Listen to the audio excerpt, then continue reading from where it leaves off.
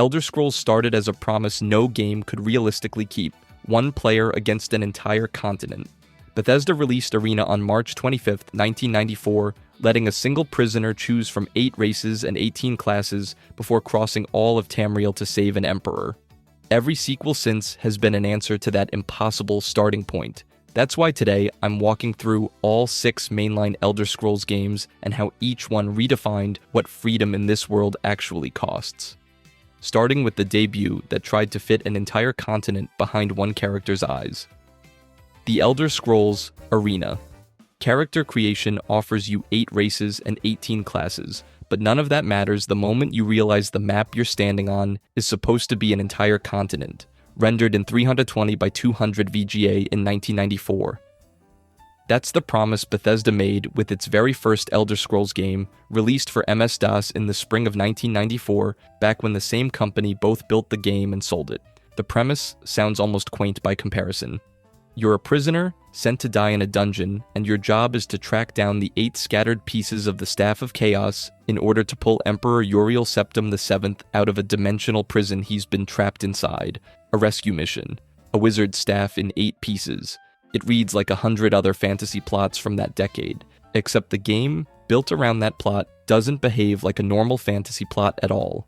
Arena hands you real-time 3D environments, 21 weapon types, something like 50 spells, 7 guilds you can join, and a world engineered to represent the whole of Tamriel, coastlines, deserts, forests, and all, with the playable areas focused around cities and key locations rather than every inch of the continent.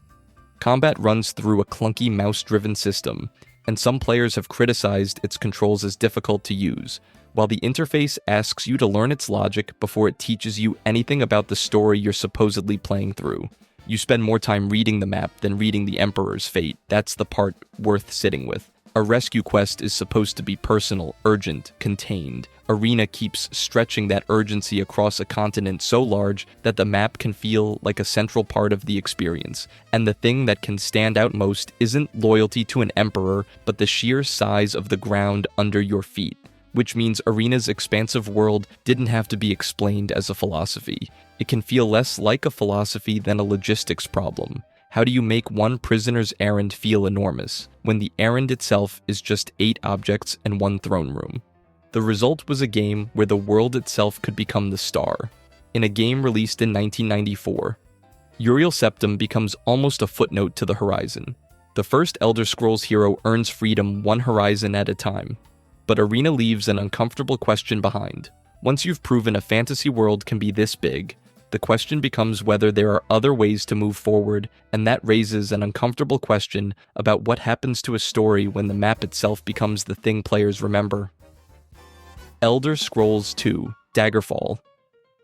Bethesda's second game handed one player a vast map to walk across, roughly the size of Great Britain, and one player has even documented walking across the whole map. That comparison sounds like marketing. That comparison came from Bethesda, and fan measurements vary. Depending on which internal figure you trust, the Daggerfall game map has been estimated at somewhere between 161,600 and 209,331 square kilometers, a range wide enough that fans still argue over which measurement counted the coastline and which one didn't.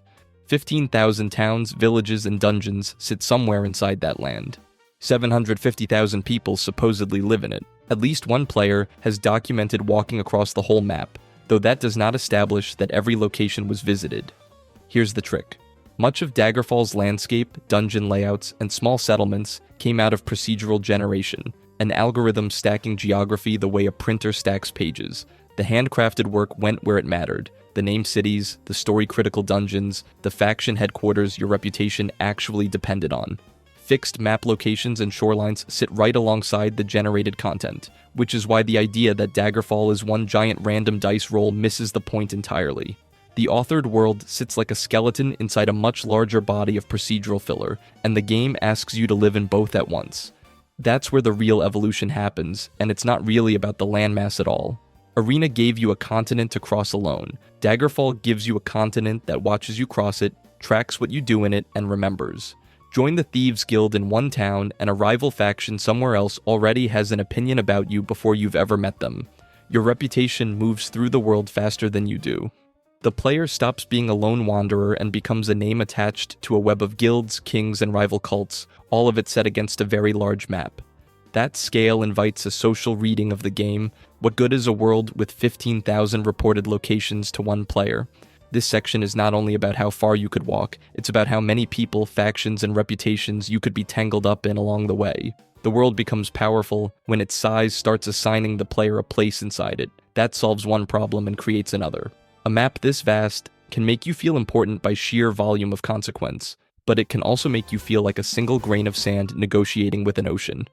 Once scale reaches the horizon, the next pressure point is intimacy. Can a role-playing world make one player feel that its legends belong to them? Elder Scrolls III Morrowind. An attack in Morrowind can visibly cut through an enemy's chest, blade connecting clean on screen, and still do nothing, because a hidden dice roll underneath the animation decided the swing missed. You watch the strike land. The game disagrees. That gap between what your eyes tell you and what the code just calculated is one way to read Morrowind in miniature, especially in its combat and contested prophecy. You arrive in Seyda as a prisoner, then get released and choose a name, a set of skills, and the rest of your character setup. The opening leaves you to work out much of it for yourself. Vvardenfell rises around you in a fantasy game released in May 2002. It's an entire volcanic island built under the shadow of Red Mountain, ash storms scouring the coastline, and giant mushrooms standing in for trees. Morrowind does not begin by assuming everyone is grateful to see you. This one hands you a passport and a raised eyebrow. The story often treats you like an outsider who has to earn trust. The game hands you the Nerevarine prophecy, tells you that you might be the reincarnation of a dead hero destined to stop Dagoth-Ur, and then immediately surrounds that claim with witnesses who contradict each other. The Nerevarine prophecy is presented through competing perspectives with no easy way to reconcile them. The prophecy reaches you through competing accounts rather than one uncontested history. You assemble one book by book, questioned witness by questioned witness, the same way a detective builds a case out of statements that can't all be true at once. The factions disagree about who deserves your trust, and their stories do not line up neatly. The challenge is figuring out whose version of the past deserves to survive contact with your own investigation. The game leaves you to weigh those competing accounts for yourself. It's like walking into a family dinner where 3 relatives are all telling a different version of the same divorce, and you're expected to write the wedding announcement. Your character isn't absorbing this world evenly either. There are a specific set of skills, a specific set of choices, cutting through a specific tangle of rival testimonies, and the island rewards you for paying attention, and the books can deepen what you find there. Skip the books, ignore the dialogue trees, and you'll still finish the main quest. You'll just finish it as someone who never actually figured out what happened, which feels less like an ending and more like a guess that got lucky. Whatever drew players in, Morrowind's willingness to make them work for its story clearly did not stop it from finding an audience. Asking people to do homework before saving the world was one way Morrowind structured its story. In Morrowind, discovering the truth becomes another form of exploration, as real as any dungeon or ash storm on the map. When testimonies carry competing versions of history, the systems themselves begin judging the player's choices. Elder Scrolls 4. Oblivion. A baker in Cyrodiil once tried to murder his neighbor over a single loaf of bread, and that kind of behavior could emerge from Oblivion's NPC AI rather than from a scripted quest sequence. Oblivion's programmed NPC routines could produce unexpected results, the kind that had players posting videos of NPCs beating each other senseless over groceries. The system could produce behavior the developers had not anticipated, results the developers had not anticipated. That's Radiant AI doing exactly what it was built to do, just not always in the way the developers intended on a Tuesday afternoon in Rockville, Maryland. Oblivion gave its NPCs daily routines that made the cities feel more lived in. They could eat, read books in their own homes, and go to sleep, all on invisible schedules that ran whether you were watching or not. It was an ambitious attempt to make Tamriel feel inhabited rather than staged. Reading it as a response to Morrowind is a stretch worth making anyway. Oblivion pushed harder toward making Tamriel feel like a world that kept moving beyond the player's immediate view. Oblivion tried to make the world feel alive with autonomous routines, and those routines sometimes misbehaved. It launched in North America on March 20, 2006, on PC and Xbox 360, though some retail records list the date one day later. Bethesda Game Studios developed it, and the game was originally co-published with 2K Games, back when Bethesda still needed a publishing partner to get a game this size onto shelves. The system sometimes produced unexpected behavior and instability. NPCs with goals but no leash would pursue those goals past the point of sense, stealing food from shops, wandering into danger, picking fights with guards over nothing at all. Havoc physics compounded the chaos, letting bodies ragdoll off cliffs and producing results the developers had not anticipated. Somewhere in Bethesda's offices, a designer watched a hungry NPC start a brawl in a crowded marketplace and had to decide whether that counted as a bug or a feature worth keeping. Picture the meeting. So the baker attacked a guard over bread. Yeah, ship it. The player wasn't exempt from the world's improvisation either. Level scaling meant that as you grew stronger, bandits started showing up in glass armor, and the world's scaling could still make progress feel strangely unrewarding. You leveled up expecting to feel like a hero, and instead felt like the world had leveled up specifically to spite you, which is a strange thing to build into a power fantasy on purpose. A stronger version of you should mean a safer version of Cyrodiil, not a world that always makes the champion of Cyrodiil feel more powerful. Players still discuss whether Oblivion's NPC routines make its world feel more alive. That's the trade this section keeps circling. A world with enough autonomy to embarrass its own designers is still a world asking you, the one person supposedly at its center, to share the stage with systems that don't care about your story, your arc, or your carefully built glass armor collection. The funniest failures in Oblivion, the bread heists, and the marketplace brawls reveal a series reaching for a world with its own momentum, one that moves whether or not you happen to be the reason it's moving. Bethesda built a simulation that could misbehave without permission, and then had to live with the consequences whenever Radiant AI behavior disrupted a scenario. A world that can improvise around its inhabitants raises a sharper question. What happens when the hero's own growth becomes part of the simulation? Elder Scrolls V, Skyrim. You can sneak past a guard, pick a lock, block a hit with a shield, cast a healing spell you barely understand, and some of those actions quietly make you a little stronger, whether you meant it as role-playing or just panic. That's a trick some players clock on their first playthrough. Skyrim isn't tracking your choices so much as it's tracking your habits, and it turns those habits into a character sheet without ever asking permission. Released on November 11, 2011 for Windows, PlayStation 3, and Xbox 360, Skyrim drops you into the boots of the Dragonborn, a prisoner with a noose around his neck who turns out to be the Dragonborn, able to learn Dragonrend during the fight with Alduin, and capable of standing against the dragon Alduin at the end of the world. That's the authored fantasy, the story Bethesda actually wrote for you to walk through.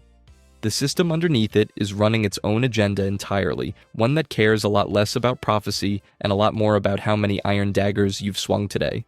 Skyrim shifted the focus away from the class selection structure seen in Oblivion and replaced it with 18 skills that level through use. Swing a sword enough times and your one-handed skill climbs. Sneak past enough guards and stealth climbs right along with it. Forge enough iron daggers you'll never actually sell, and the game hands you perks that make you sharper at exactly the thing you already spend your time doing anyway. There's barely a build at all, because the game doesn't ask you to plan one. There's just you, doing stuff, and the character sheet quietly catching up to reflect it, like a very patient accountant. That design choice may help explain why the game felt approachable, but it does not by itself explain the sales numbers. Within 2 days of launch, 3.4 million physical copies had already sold, and Bethesda announced that 7 million units had shipped to retailers in that first week alone. Those numbers do not, by themselves, establish why Skyrim sold so well, and the game kept receiving new releases over time. Special Edition landed in 2016, Switch and PlayStation VR followed in 2017, PC VR arrived in 2018. Anniversary Edition showed up in 2021, a full decade after the original, still selling to people who weren't alive to watch the first trailer. Here's one argument about Skyrim that keeps coming up. Morrowind made you read skill descriptions, build attributes deliberately, and construct spells from raw components, so some choices could feel weightier because the system rewarded players who took time to understand it. Skyrim asks you to just play, and lets the growth happen underneath, which reads to some as the moment the series became more approachable for players who did not want to plan every system in advance, and to others as the moment some players felt it was asking less of them as role players. Both readings are true depending on who you ask. The argument still appears in discussions of Skyrim's design, and the game continued to receive releases even as players disagreed about that design. Skyrim added a progression loop that made skill-related actions feel like forward motion, whether you were storming a dragon lair or just picking flowers on the side of a mountain road. The distance between deliberate role-playing and habitual button mashing basically collapsed, and the distinction could become easy to overlook because winning felt the same either way. 60 hours in, you couldn't always tell if you were playing a character or just feeding a very well-dressed slot machine. That loop works beautifully for one player wandering one world at their own pace. But what happens when that same fantasy has to hold up under thousands of other players standing in the same tavern, fighting for the same quest, competing for the same reward, all logged in at once? The Elder Scrolls Online. By 2025, the loneliest fantasy in gaming had turned into the busiest city on the map, and it did that by breaking from the single-player structure that defined the earlier games, adding group PvE, PvP, and guilds. Earlier, Elder Scrolls games generally expected you to experience Tamriel alone. Arena gave one prisoner an empty continent to walk across by himself. Skyrim gave you a mountain to climb in a world built for a single player, a world designed around your journey through the snow. Then in 2014, ZeniMax Online Studios and Bethesda Softworks shipped a version of that same world where other players were standing in the same shared world, wearing the same armor, and pursuing the same content. Somehow the thing didn't collapse under its own contradiction. It almost did though, at least commercially. The Elder Scrolls Online launched on PC and Mac worldwide on April 4, 2014 as a conventional subscription MMO, the kind where you pay monthly just to keep your character breathing. Xbox One and PlayStation 4 players didn't even get in until June 9, 2015, over a year later, arriving to a game that was already bleeding subscribers by the time they showed up. So on March 17, 2015, ZeniMax made the pivot that changed its commercial model. Subscription became optional. The subscription barrier that had defined ESO's launch model was gone, and Tamriel became easier to enter. That single decision became a major hinge in ESO's own commercial evolution. The earlier games each made their own trade-offs between player authorship and accessibility. Arena's blank slate became Morrowind's dense lore, which became Skyrim's frictionless momentum, and as the series changed its approach to world scale while the player's individual fingerprint on it got smaller. ESO pushed that trade in a new direction, prioritizing a shared multiplayer experience over the older single-player structure. It kept the map, kept the factions, kept the Daedric princes and the guild politics, and handed the actual sustaining of that world over to whoever happened to log in that night. What's left once you do that isn't really Skyrim with friends, no matter what the shorthand says. The combat runs on active blocking and weaving instead of Skyrim's stamina and swing system, a completely different rhythm in your hands. Progression is horizontal, skill lines instead of leveling ceilings, so a level 1 character can still meaningfully contribute in a group. There's a full economy running underneath all of it. Guild stores, crafting stations, player-run trade, humming along whether you check in or not. There's structured group roles too, tank, healer, damage, borrowed straight from traditional MMO design and grafted onto a world that used to reward you for wandering off alone. Dungeons need 4 people who show up on purpose. PvP zones like Cyrodiil hold hundreds of players at once, fighting over hundreds of strangers holding a keep in a shared battlefield that earlier games let you explore alone. The part that should feel impossible is that it worked, and kept working for over a decade. BBC reporting around the game's 10th anniversary in 2024 into 2025 put its total player base at 24 million people and its total revenue at $2 billion. Those are reported figures from coverage of a milestone, not an audited public ledger, so treat the exact digits with a little care. Taken at face value, those figures suggest a game with substantial reach and revenue. A game built on the death of solitude, outlived, outsold, and outlasted the business model that launched it. Picture the prisoner from Arena for a second. One man, one dungeon cell, one continent waiting outside the door, and the earlier single-player design centered the experience on one player's journey through the world. Now picture Cyrodiil on a Friday night, hundreds of strangers holding a keep, many of them may not remember taking it 6 months later, logging off while somebody else logs on and the siege just keeps going without them.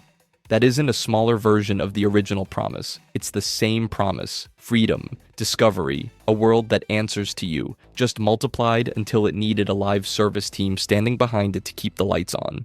6 games, 1 continent, and a question that finally has an answer. The series' evolution did not stop at the solitary fantasy that built it.